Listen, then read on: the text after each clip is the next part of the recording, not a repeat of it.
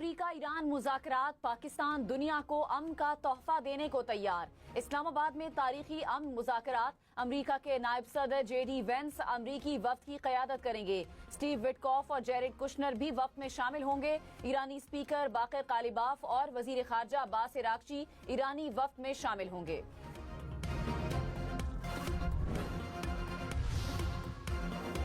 امریکی صدر Donald Trump Iran کے ساتھ معاہدے کے لیے پر امید، کہا ہم ایک بہت کامیاب معاہدہ کرنے جا رہے ہیں، یہ بہت اچھا ہوگا۔ ایرانی رہنما کافی حد تک معقول ہیں، معاہدہ نہ ہونا تکلیف دہ ہوگا۔ اطلاعات ہیں کہ ایران آبنہ ہرمز سے گزرنے والے جہازوں سے فیس وصول کر رہا ہے، اگر ایسا ہے تو ایران فوری طور پر روک دے۔ ایرانی سپریم لیڈر مجتبیٰ خامنائی نے کہا جنگ نہیں چاہتے لیکن اپنے حقوق سے دستبردار نہیں ہوں گے۔ ایران کو ہونے والے ہر نقصان کا ازالہ طلب کریں گے۔ سڑکوں پر عوام کی موجودگی رہنی چاہیے۔ اسلام آباد مذاکرات میں شرکت کے لیے آنے والوں کے لیے ویزا آن ارائیول کی سہولت۔ وزارت داخلہ کے مطابق مذاکرات کے لیے آنے والوں کو پاکستان آمد پر ویزا جاری کیا جائے گا۔ متعلقہ ایئرپورٹس پر سہولت ڈیسک قائم کر دیا گیا۔ وزیر خارجہ اسحاق ڈار نے کہا مذاکرات کے لیے پاکستان آنے والے تمام ممالک کے مندوبین کا خیر مقدم کرتے ہیں۔ تمام ایئر لائنز غیر ملکی مندوبین اور صحافیوں کو بغیر ویزا بورڈنگ کی اجازت دیں گے۔ امیگریشن حکام غیر ملکی مندوبین اور صحافیوں کی آمد پر ویزا جاری کریں گے۔ وزیر داخلہ محسن نقوی کی زیر صدارت سیکیورٹی انتظامات پر اجلاس۔ وزیر داخلہ کی غیر ملکی وفود کی مہمان نوازی اور سیکیورٹی کے لیے ہر ممکن اقدامات یقینی بنانے کی ہدایت۔ ریڈ زون میں صرف متعلقہ افراد کو داخلے کی اجازت۔ وزارت داخلہ میں کنٹرول روم قائم کر دیا گیا۔ محسن نقوی نے کہا امریکہ ایران مذاکرات کا اسلام آباد میں انعقاد پاکستان کے لیے اعزاز کی بات ہے۔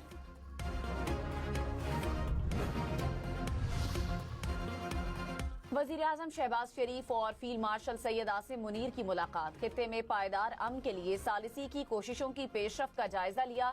کشیدگی میں کمی پر اطمینان کا اظہار۔ تمام فریقین پر امن اور جنگ بندی برقرار رکھنے کے لیے زور۔ فریقین کے تحمل کو بھی سراہا۔ فریقین کو پرامن مذاکراتی حل تک پہنچنے کے لیے مکمل تعاون اور سہولت فراہم کرنے کے عزم کا اعادہ۔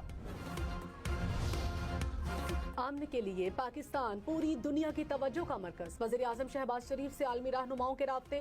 امیر قطر بحرین کے بادشاہ، لبنان کے وزیر اعظم کا ٹیلی فون۔ فرانسیسی صدر، اطالوی وزیر اعظم، جرمنی اور آسٹریا کے چانسلرز کا بھی رابطہ۔ عالمی رہنماؤں نے پاکستان کی کامیاب سفارتی کوششوں کو سراہا۔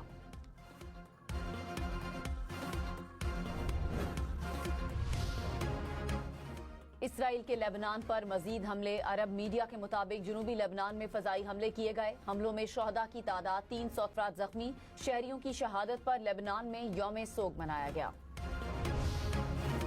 اسرائیل اور لبنان کے مذاکرات آئندہ ہفتے سے شروع ہوں گے، امریکی میڈیا کا دعویٰ۔ کہا واشنگٹن میں امریکی وزارت خارجہ میں پہلی ملاقات ہوگی۔ صدر ٹرمپ نے اسرائیلی وزیر اعظم کو لبنان میں حملے بند کرنے کا کہا تھا۔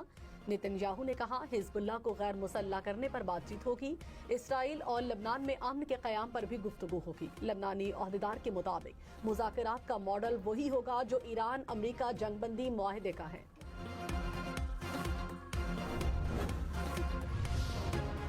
لبنان کے وزیر اعظم کی اسرائیلی حملے رکوانے کے لیے پاکستان سے حمایت کی درخواست۔ وزیر اعظم شہباز شریف اور لبنان کے وزیر اعظم کا رابطہ۔ شہباز شریف کی لبنان پر اسرائیلی جارحیت کی شدید مذمت۔ کہا امن کے لیے مخلصانہ کوششوں میں مصروف ہیں۔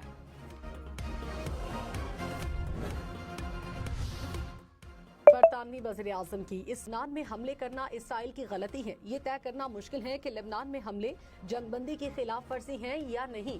اصولی طور پر حملے نہیں ہونے چاہیے۔ نائب وزیر اعظم اسحاق ڈار سے سعودی اور برطانوی وزرائے خارجہ کا رابطہ۔ خطے کی تازہ صورتحال پر تبادلہ خیال۔ نائب وزیر اعظم کا ترکی کے وزیر خارجہ سے بھی ٹیلی فونک رابطہ۔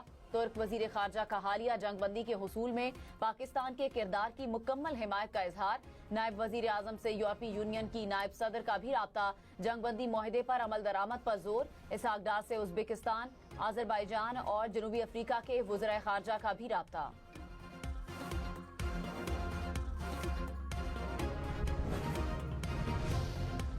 امریکی صدر ڈونلڈ ٹرمپ اور برطانوی وزیر اعظم کیئر سٹارمر کا ٹیلی فونک رابطہ۔ امریکی میڈیا کے مطابق آبنۂ ہرمز سے بحری تجارت کی بحالی پر گفتگو کی گئی۔ دونوں رہنماؤں نے آبنۂ ہرمز سے تجارت کی بحالی کے لیے عملی اور فوری منصوبہ بندی پر زور دیا۔